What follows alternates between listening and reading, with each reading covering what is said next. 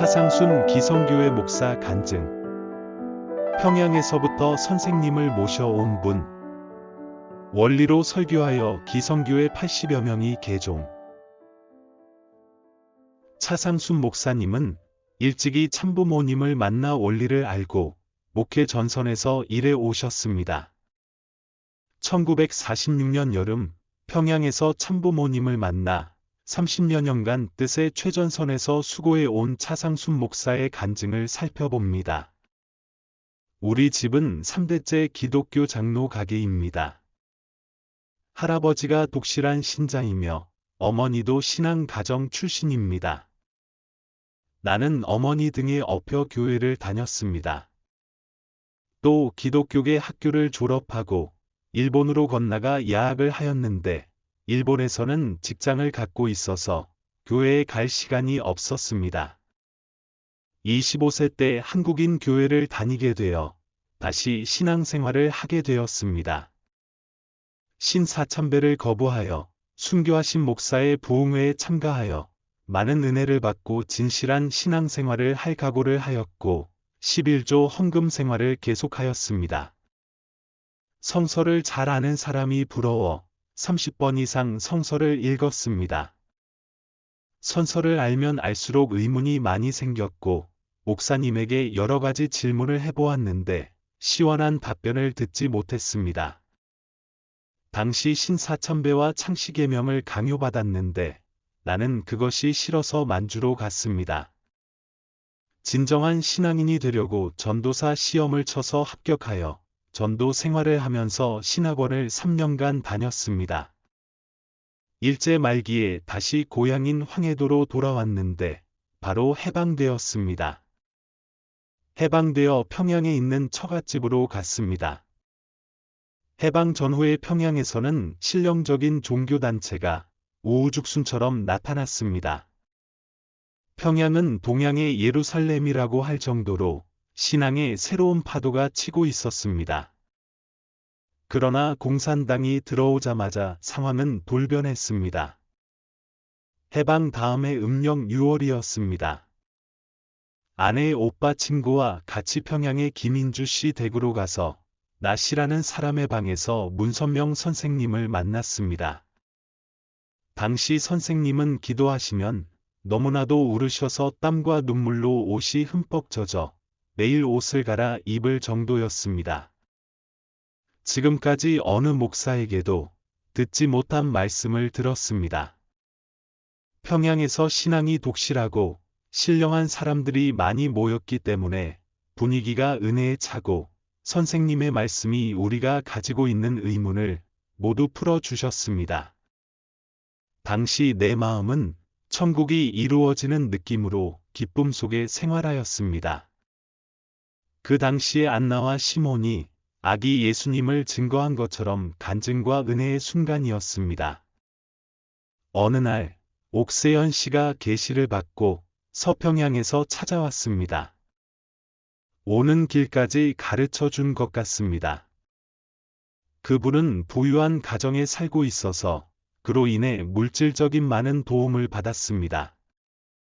또 지승도 할머니가 5년 전에 재림주와 만날 것이다 하는 계시를 받았습니다. 마침 그 날이 계시를 받은 날이라고 하며 찾아왔습니다. 또 김인주 씨와 정다록 씨도 찾아왔습니다.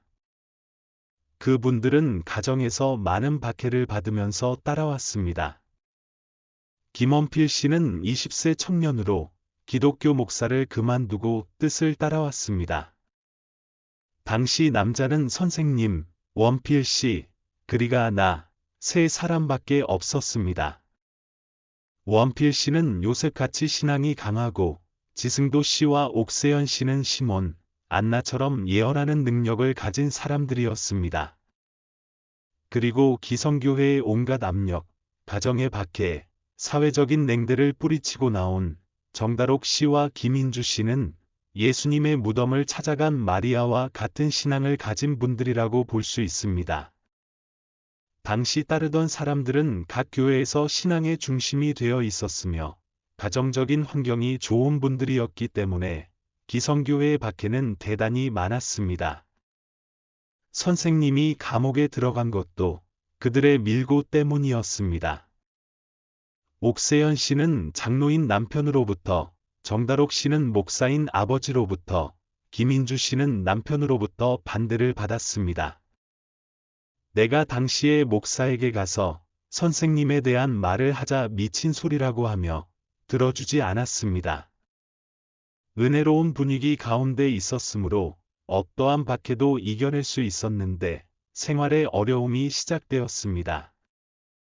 나는 9명의 가족을 돌봐야 했습니다. 그리고 선생님의 생활 문제도 해결해야 되었습니다. 공산 치하에서는 배급을 받는 것만으로는 부족하여 리어카를 끌고 중노동을 시작했습니다. 매일 2대 정도는 벌었습니다. 다른 사람은 옥수수밥을 먹었는데 우리는 흰쌀밥을 먹을 수 있었습니다. 그렇게 3년간 선생님을 도왔습니다.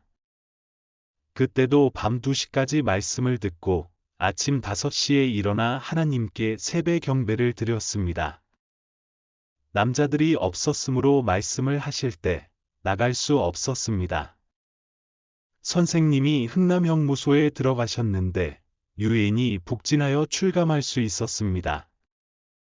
감옥에서 나와 옥세연 씨 집에 계시면서 평양에서의 옛 식구들을 수습하고 1951년 12월 4일 박정화, 김원필 씨와 더불어 평양을 떠나 남하하셨습니다.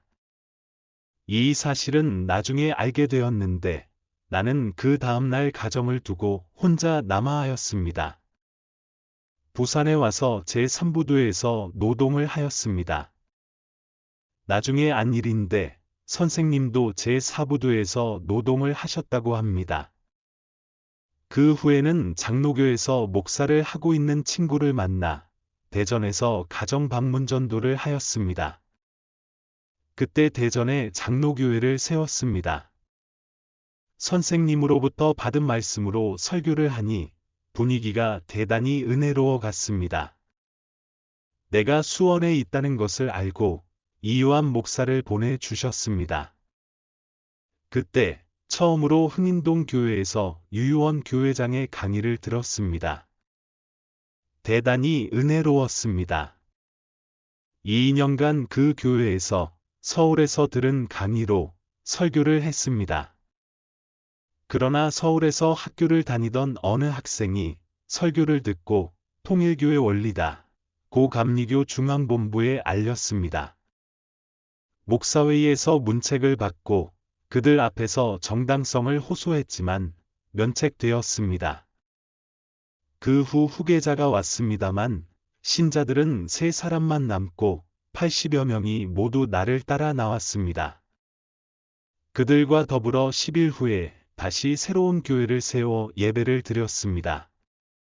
통일교회에서 처음에는 제천 지역장으로 발령을 받았고 다음에는 인천지구로 부임하였습니다. 인천, 부평, 강화 등 7개소를 자전거로 순회한 기억이 생생합니다. 자는 것은 인천에서 그리고 4km 정도 떨어진 곳에서 식사를 했습니다. 약한 체질이어서 대단히 힘들었습니다. 목회를 하면서 제일 힘들었던 것은 40일 특별전도 기간 중 보리밥을 먹으면서 전도할 때였습니다. 나는 보리밥을 먹으면 위에 맞지 않아 거의 먹지 못했습니다. 어떤 때는 자전거가 잘 나가지 않아 수리하러 갔는데 아무 고장도 없다고 하였습니다. 그래서 곰곰이 생각해 보니 그다지 먹지 않아 배가 고파 자전거 페달을 밟을 힘이 없어서 자전거가 나가지 않았던 것입니다. 그 후에도 이발소에서 쓰러지거나 지역장 회의에서 쓰러진 적도 있습니다. 그 후에는 경상남도 순회사를 거쳐 구리교회 책임을 지게 되었습니다. 올해 1977년 꼭 10년이 되었는데 66세 때 선생님께 말씀드리고 그만두었습니다. 그러므로 기성교회 35년, 우리 교회에서 30여년 되었습니다. 목회를 하면서 느낀 것이라든가 말씀하시고 깊은 것이 있는가를 물으니 다음과 같이 말씀하셨습니다. 목회자는 하늘을 대신하여 신도들에게 영적인 식량을 먹이는 사람입니다. 그러므로 첫째는 설교를 잘해야 됩니다. 설교를 할 때 쓸데없는 말과 사적인 말은 피해야 됩니다. 둘째는 신방을 자주 해야 된다고 생각합니다. 식구의 집을 방문하여 기도해주고 사정을 들어주고 도와주는 것입니다. 이것이 살아있는 목회라고 생각합니다. 셋째로 식구들을 잘 포섭해야 됩니다. 어머니가 아기에게 젖을 주는 것처럼 식구들의 심리 상태를 잘 파악하고 식구들에게 맛있게 주어야 됩니다. 그리고 강의도 잘 해야 됩니다. 나아가 목회자 부인은 목회자가 되지 않더라도 반목사가 되어야 됩니다. 목회자가 목회를 잘할 수 있는 조건은 부인의 손에 달려 있다고 할 수 있습니다. 그리고 큰 교회일수록 목회의 경험이 있는 사람이 담당하고 개척교회는 정력이 넘치는 젊은 사람에게 담당하게 하는 것이 좋다고 생각합니다. 기성교회에 대해서는 그 신자들의 말에도 일리가 있다고 인정해야 됩니다.